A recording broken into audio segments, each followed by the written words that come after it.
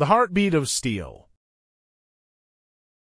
In the heart of the bustling city of Ironville, the lifeblood of the town ran along steel tracks, guided by the ceaseless chugging of steam engines. Among them was a train named Oliver, a vintage steam engine, who was not just a machine, but a hero in his own right. This is his story, as told by me, Rusty, a retired and wise old freight train, who witnessed the golden era of steam engines.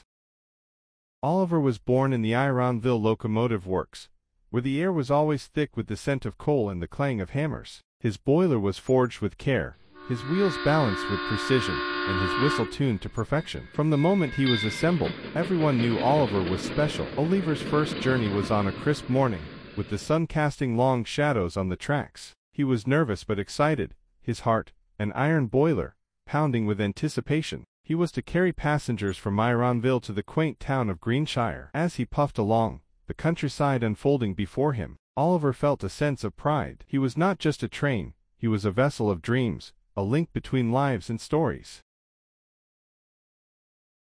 One fateful evening, as Oliver was preparing for his return trip from Greenshire, a storm rolled in. The winds howled, and rain poured down in sheets, turning the track slippery and treacherous. The passengers huddled inside the carriages, fear etched on their faces. Oliver knew he had to be brave. The people were counting on him. With a mighty whistle, Oliver pushed forward into the tempest. Trees bent under the force of the wind, and lightning split the sky, but Oliver's resolve was unshakable. His wheels clung to the rails, his engine roared against the fury of the storm. Slowly but surely, he made his way through the dark night, his headlamp cutting through the gloom like a beacon of hope.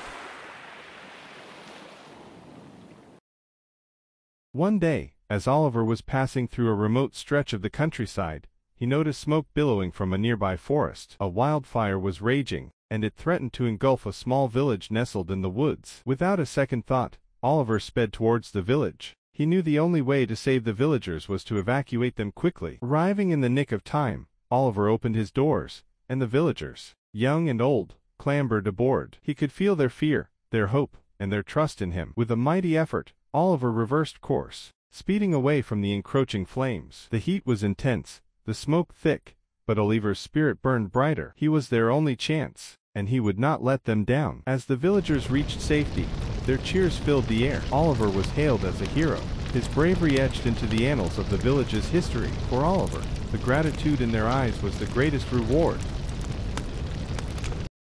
Years passed, and technology evolved. New, faster trains began to replace the steam engines. Oliver watched as his comrades were retired, one by one. He knew his time would come too, but he felt no sadness. He had lived a life of purpose, of service, and of heroism. When Oliver was finally retired, the people of Ironville gathered to bid him farewell. They celebrated his journeys, his bravery, and his unwavering spirit. Oliver was placed in the Ironville Museum, a symbol of an era gone by but not forgotten. As I, Rusty, looked upon my friend in his final resting place, I couldn't help but feel a sense of pride. Oliver was more than a train. He was a testament to courage and dedication. His story would be told to generations, a reminder of the time when steam engines were the heartbeats of our world.